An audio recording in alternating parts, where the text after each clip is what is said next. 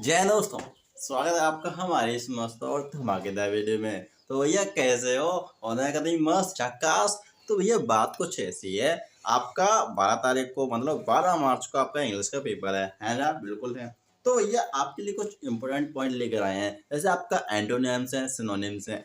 तो आज की वीडियो में आपको बताने वाले हैं जो मोस्ट इम्पोर्टेंट क्या है, एंटोनिम्स। एंटोनिम्स बोले तो ब्लूम शब्द, हाँ जी, इनके लेकर आए हैं। मोस्ट इम्पोर्टेंट क्या होगा कि भाई ये PYQ है, मतलब प्रीवियस ईयर क्वेश्चन, मतलब जो आपके प्रीवियस ईयर में आए हुए हैं, मतलब जो पहले आ चुके हैं वो लेकर आए हैं बहुत इजी एंड सिंपल तरीके से।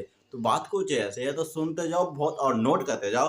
अगर आपका मन है स्क्रीनशॉट लेने का तो स्क्रीनशॉट भी लेकर रख सकते हो, इम्पोर्टेंट है। और हाँ, इसमें डबल फायदा है। कैसा कि मतलब कि आपके इधर तो आपको वर्ड लिखा होगा, लेकिन इसकी साइड आपको एक नहीं दो तीन भी मिल सकते हैं। और ऐसा नहीं है कि मतलब ये वाला लिखा मैंने, लेकिन इस तरफ से भी पूछा जा सकता है। ठीक है भैया, तो याद रखना बहुत सिंपल तरीके से। तो सुनो भैया, बात है आपकी सबसे पहले एंटोनिम्स की। एंटोनिम्स बोले तो विलोम शब्द, ठीक है।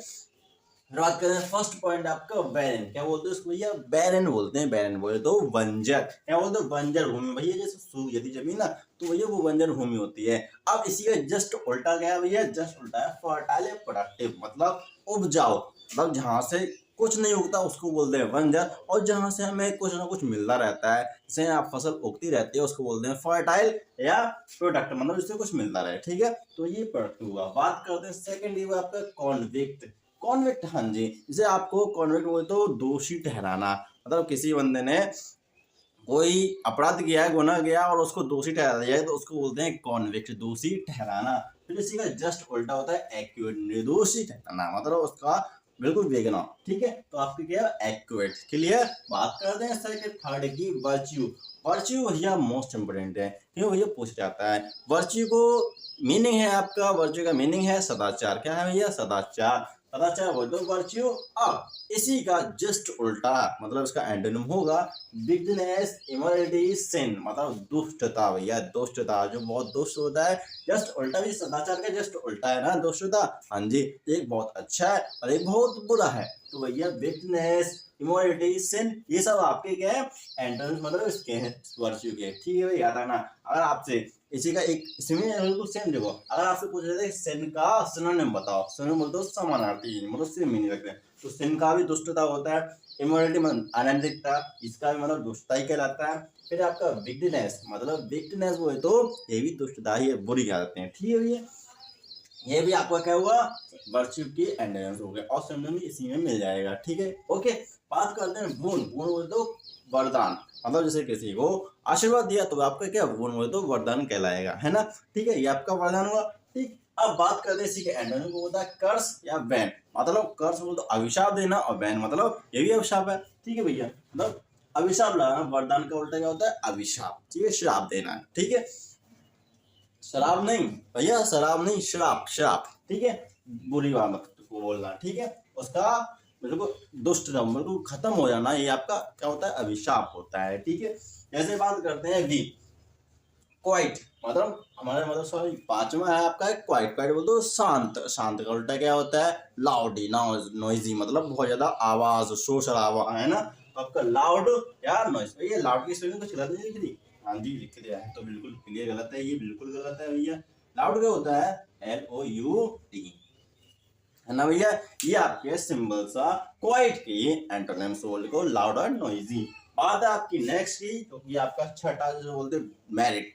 मेरिट मतलब योग्यता, आपके पास क्या योग्यता है? आपने 12th कर लिए, आपने 10th कर लिए, या मतलब योग्यता बोले तो मेरिट। ठीक है, अब बात करते हैं इसी के एंटोनिम्स, जो कि आपके डिमेरिट मतलब कि अयोग्यता, और आपका ड्रॉबैक, मतलब ठीक है, आपका डिमेरिट और ड्रॉबैक। ड्रॉबैक मतलब कमी, कमी क्या है आपकी? अयोग्यता क्या है ना, ये चीजें। जैसे आप बोल रहे हो ना बैकलॉग वगैरह, है ना, ये आपका ड्रॉबैक। ठीक है, क्लियर, कमी आपकी क्या है। ठीक है, बात करते हैं आपकी नेक्स्ट की, जो कि आपका सेवंथ वो है तो रेगुलर। सेवंथ का रेगुलर, इसका एंटोनिम हो, रेगुलर को बोलते हैं हिंदी में नियमित। क्या बोलते हैं? नियमित। हाँ जी, नियमित बोलते हैं। आप इसी का जस्ट उल्टा, मतलब होता है इरेगुलर, अनियमित तरीके से। और आपका डिसऑर्गेनाइज, मतलब तितर बितर, ये भी अनियमित ही है। ठीक है भैया, मतलब डिसऑर्गेनाइज और इरेगुलर, ये भी आपका क्या है? एंटोनिम है किसके, रेगुलर के। ठीक है, ये तो आपकी फर्स्ट स्लाइड थी, सेकंड स्लाइड पर भी मिलने वाले हैं, तो वेट कीजिए, अभी आ रहे हैं जस्ट मिनट। लेकिन ये चीज याद रखिए, बहुत इंपॉर्टेंट है, और इसमें डबल फायदा है, डबल फायदा। हाँ जी, आपसे प्रोडक्टिव बारे में पूछा जाता है तो मतलब इसमें आपको फर्टाइल भी मिलेगा, है ना, ये आपका सुनने में है ना, ये आप इसीलिए आपके डबल डबल लेकर आए हैं। ठीक है, क्लियर, ओके। देन अभी तो रोको, अभी तो आपके इसी के और मिलेंगे। ठीक है भैया, तो भैया जी आ गया भैया नेक्स्ट स्लाइड, और नेक्स्ट स्लाइड में आपका आने वाले बहुत इंपॉर्टेंट, बहुत इंपॉर्टेंट कैसे, जैसे आपका फॉरेन, फॉरेन वो तो विदेश से, विदेशी जो मतलब बाहर ही हो, मतलब विदेश से आए हो, और इसे बोलते हैं भैया नेशनल, मतलब इसका जो एंटोनिम होगा वो होगा नेशनल या डोमेस्टिक। मतलब नेशनल जो हमारा राष्ट्रीय, हमारा नेशनल मतलब जो देश का है, और डोमेस्टिक वो पालतू वगैरह है ना, जो हमारे देश का ही है ना। हाँ जी भैया, फिर बात करते हैं अपने रिवॉर्ड की। रिवॉर्ड बोले तो इनाम। अब इनाम का जस्ट उल्टा क्या होगा, मतलब इसका एंटोनिम क्या होगा, इसका होगा पनिशमेंट। क्या होगा, पनिश्ड। ठीक है, या कंडेम भी बोल सकते हैं। फिर बात करते हैं भैया डिमिनिश। डिमिनिश मतलब घटाना, मतलब घटाना, तो भैया प्राइस मतलब बढ़ाना, मतलब उसकी बड़ाई करना। डिमिनिश मतलब घटाना एक तरह से होता है। ठीक है भैया, फिर बात है ग्लोरीफाई, मतलब उसको बढ़ा चढ़ाकर कहना, मतलब समझ गए, ग्लोरीफाई मतलब और अधिक अच्छी तरह से कहना।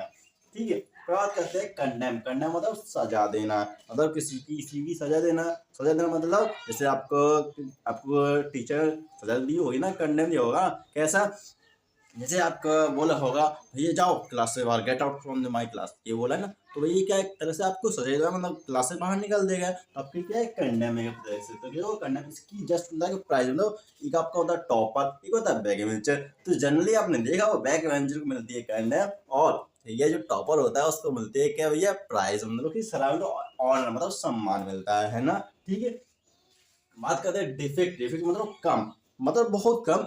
ऐसे इसका जो एंटोनिम होगा वो अबंडेंस, मतलब बहुत अधिक मात्रा में। प्लेंटी, ये भी बहुत मतलब अधिक है।